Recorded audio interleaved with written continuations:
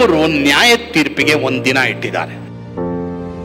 ಹನೋಕ ಪ್ರವಾದನೆ ಮಾಡ್ತಾನೆ, ಲಕ್ಷಾಂತರ ಪರಿಶುದ್ಧ ದೂತರನ್ನ ಕೂಡಿಕೊಂಡು ದೇವರು ಎಲ್ಲರಿಗೆ ನ್ಯಾಯ ತೀರಿಸಕ್ಕೆ ಬರ್ತಾನೆ. ನಮ್ಮ ದೇವರು ಪರಲೋಕ ತಂದೆ, ಅವ್ರಿಗೆ ನೀತಿ ಇದೆ, ಅವ್ರಿಗೆ ಪ್ರೀತಿ ಇದೆ. ಅಂದ್ರೆ ಅವರು ತಪ್ಪನ್ನ ದ್ವೇಷಿಸ್ತಾರೆ, ಬಟ್ ತಪ್ಪು ಮಾಡಿದವರು ತಪ್ಪನ್ನ ತಿಳಿದುಕೊಂಡು ತನ್ನ ಕಡೆ ಬರಲಿಕ್ಕೆ ಕಾಯುವಂತ ದೇವರು. ಬಟ್ ಯಾರಾದ್ರೂ ಹಾಗೆ ಕಂಟಿನ್ಯೂ ಮಾಡ್ಕೊಂಡು ಹೋದ್ರೆ ಒಂದು ದಿನ ಇಟ್ಟಿದ್ದಾರೆ. ಲೋಕದಲ್ಲಿರುವಂತ ನಮ್ಮ ರಾಷ್ಟ್ರಪತಿಯಿಂದ ಹಿಡಿದು ಮಾತ್ರವಲ್ಲದೆ ಒಂದು ಕೇವಲವಾದಂತ ಒಂದು ಕೀಳು ಮಟ್ಟದಲ್ಲಿರುವಂತ ಒಬ್ಬ ಸ್ತ್ರೀ, ಒಬ್ಬ ಪುರುಷ, ಒಂದು ಚಿಕ್ಕ ಹುಡುಗ, ದೊಡ್ಡ ಹುಡುಗ, ಚಿಕ್ಕ ಹುಡುಗಿ, ದೊಡ್ಡ ಹುಡುಗಿ, ಯಾರೇ ಇರ್ಬೋದು, ಎಲ್ಲರಿಗೂ ದೇವರ ನ್ಯಾಯ ತೀರ್ಸಕ್ ಬರ್ತಾರೆ. ಬಟ್ ಒಂದು ಗುಡ್ ನ್ಯೂಸ್ ಏನ್ ಗೊತ್ತಾ? ಕ್ರಿಸ್ತ ಯೇಸುವಿನಲ್ಲಿ ಇರುವವರಿಗೆ ನ್ಯಾಯ ತೀರ್ಪಿಲ್ಲ.